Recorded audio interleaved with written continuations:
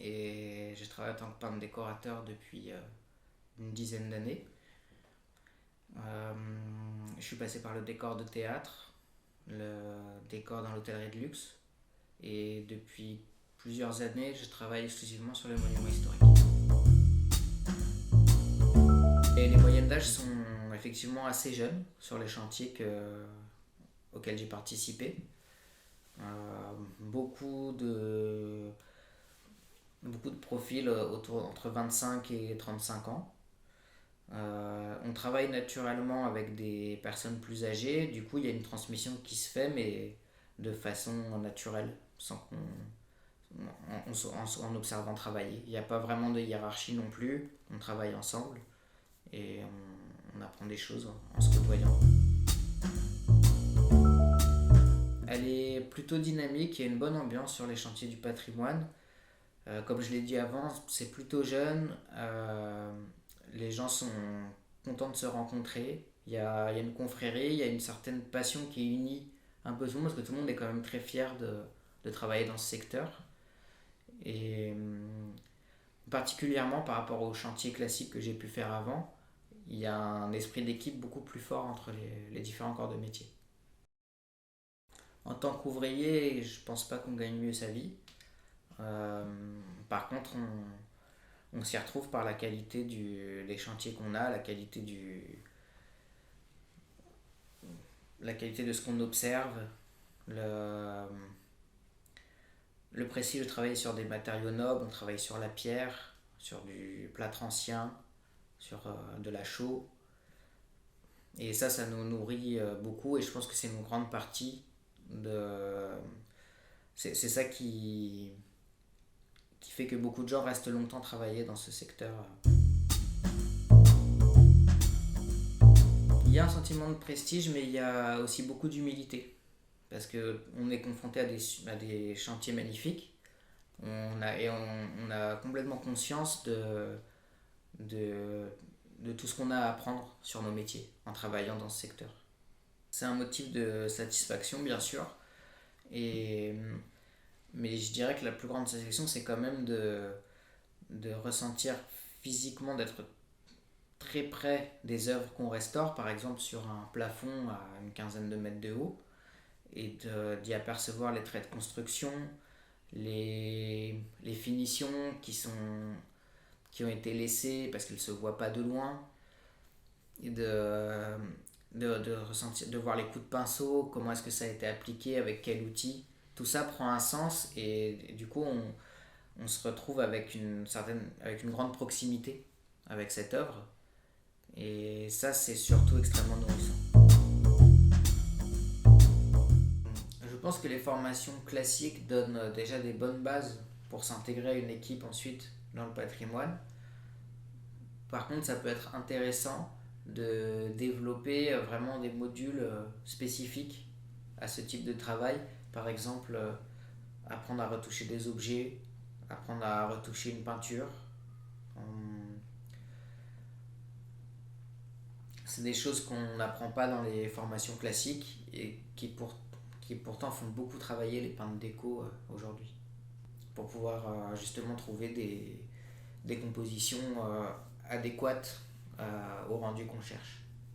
Parce que toute composition qu'on va faire en peinture va avoir une incidence sur la brillance, la réversibilité et tous les éléments, le rendu, le rendu des couleurs, la luminosité.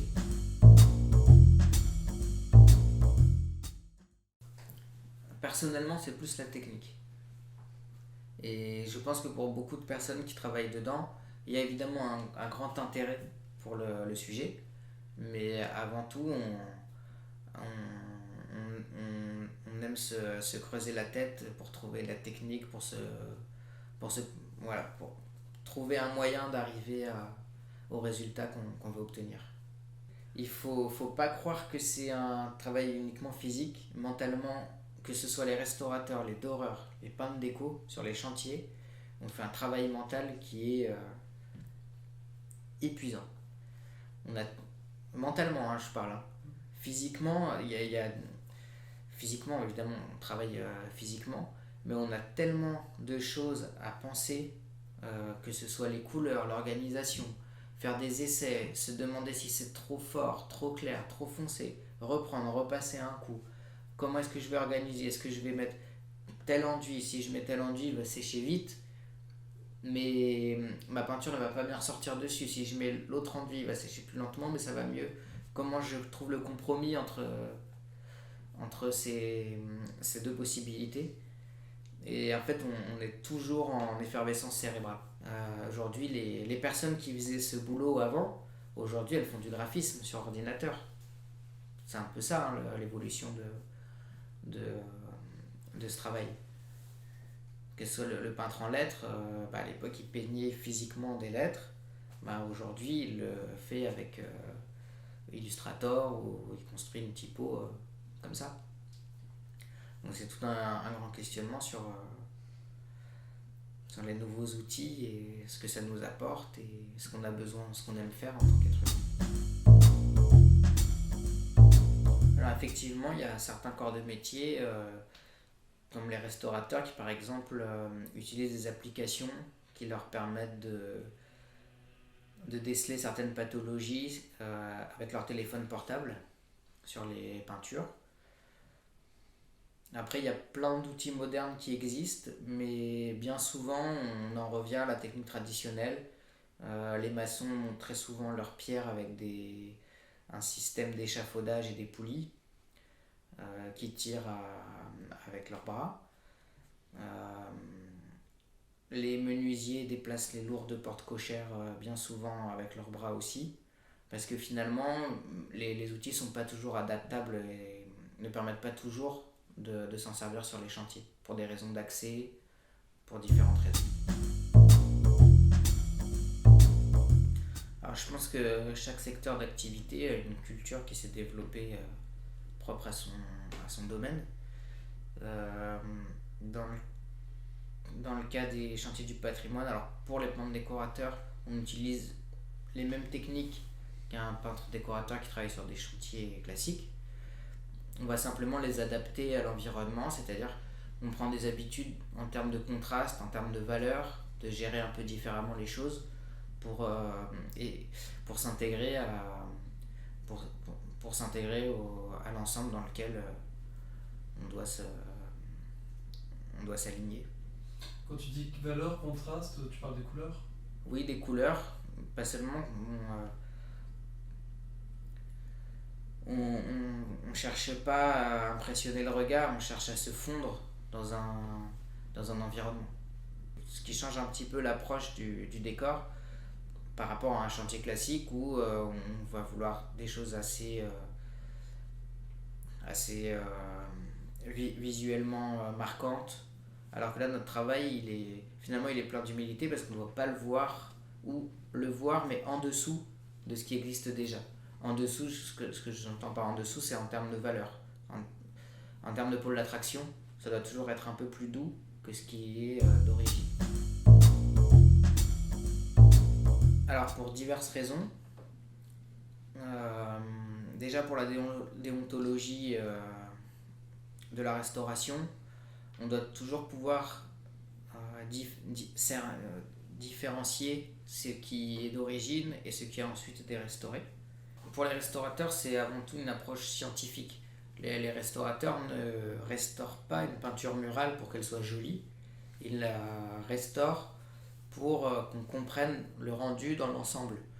Pour eux, il n'y a pas de différence, théoriquement, entre un aplat de peinture historique et une figure, un dessin, une image figurative.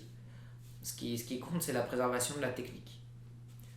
Ensuite, la lacune, elle permet de rendre compte de l'ensemble de l'esthétique qui était fait à l'époque. Mais on doit toujours pouvoir différencier ce qui a été repris, encore une fois, pour l'intérêt scientifique de la chose, de ce qui est d'origine. C'est pour ça que tout ce qui est fait en chantier de restauration doit être réversible. C'est-à-dire que ça doit pouvoir être retiré sans abîmer la couche picturale originale. C'est pour ça qu'on utilise très peu de glacier à l'huile parce que très difficile à retirer par la suite. On doit préparer nos peintures à base de pigments. Bien sûr que c'est plus fastidieux et que ce serait beaucoup plus rapide de passer des jus de peinture moderne avec des liants acryliques ou des liants type huile de lin, mais on doit respecter cette déontologie. Et alors la particularité aussi des chantiers du patrimoine, c'est qu'on est sur du bâti ancien. Aujourd'hui, les chantiers qui sont faits, quand on intervient les décos, il y a des plaques de BA13 qui sont bien lisses, des angles bien droits. Et c'est ça aussi qui crée l'effervescence intellectuelle, c'est que là-bas on doit prendre en compte beaucoup plus d'éléments. Par exemple, il n'y a pas longtemps, je devais faire un calpinage dans une arche, un calpinage de fausse pierre. Donc le calpinage, c'est la composition des joints de fausse pierre. Sauf que l'arche, elle n'est pas symétrique, elle est complètement elle est de travers. Comment je fais pour trouver le meilleur compromis pour que mon calpinage soit symétrique, que ça tombe à peu près sur la pointe de l'arche, mais que je ne me retrouve pas avec des pierres qui font 50 cm de plus à gauche par rapport à droite.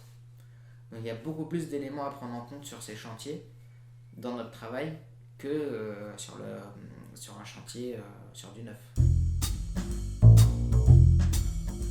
Alors si c'est pour une création, que ce soit en faux bois, faux marbre, patine, tout type de décor, on va très souvent faire une proposition sur un panneau de bois que l'architecte va consulter et valider ou demander des modifications. Il arrive que ça se fasse aussi directement sur la surface, sur une petite partie d'un mur ou d'une boiserie. Par contre, quand on est en retouche de peinture murale, on travaille directement, on fait les essais, on fait plusieurs essais, on fait plusieurs propositions de retouches, une plus marquée, une plus douce, une plus fine. Donc on fait plusieurs échantillons qui peuvent varier de 50 cm à 1 mètre carré. Et ensuite l'architecte va choisir la partie qu'il préfère en fonction du lieu. Après il y a des grandes lignes, 18e on a des effets beaucoup plus marqués, beaucoup plus théâtraux. Voilà, au 19e on a une grande finesse de travail, vraiment il faut vraiment parfois venir toucher la surface pour être sûr que c'est bien du faux, enfin pour être sûr que c'est bien du faux. Voilà. Après par contre entre années 20 années 50, non, là, je n'irai pas jusqu'à cette précision là. Par contre je vois beaucoup plus de variété dans le dessin du bois, dans les monuments historiques, que ce que je vois aujourd'hui dans les faux bois où on a principalement du chêne avec des motifs bien stéréotypés de ronces et de mailles et de bois de fil principalement, alors que je vois une bien plus grande variété de composition sur les faux bois historiques. On reste souvent sur les mêmes types de bois, mais c'est la variété des motifs. Il y a beaucoup plus de variété dans les motifs que, en tout cas dans ce que je vois sur les chantiers du 19e, que sur les chantiers que je vois beaucoup plus récents, de la deuxième partie du XXe siècle. Ça c'est intéressant comme question, ouais, parce qu'il y a vraiment quelque chose de touchant.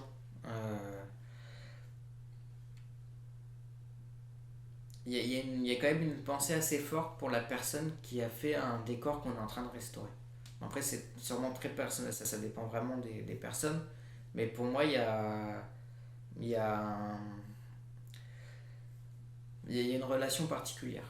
Ouais. Tu restaures son travail que tu trouves magnifique, le type est mort et tu sais que tu viens retravailler sur son travail, il y a quand même quelque chose d'assez fort là-dedans. Des fois on a son nom, des fois on n'a pas son nom, des fois on sait ce qu'il a fait d'autre. Donc c'est sûr que tout ça c'est pareil, c'est comme pour moi ça rejoint un peu la question aussi du travail physique.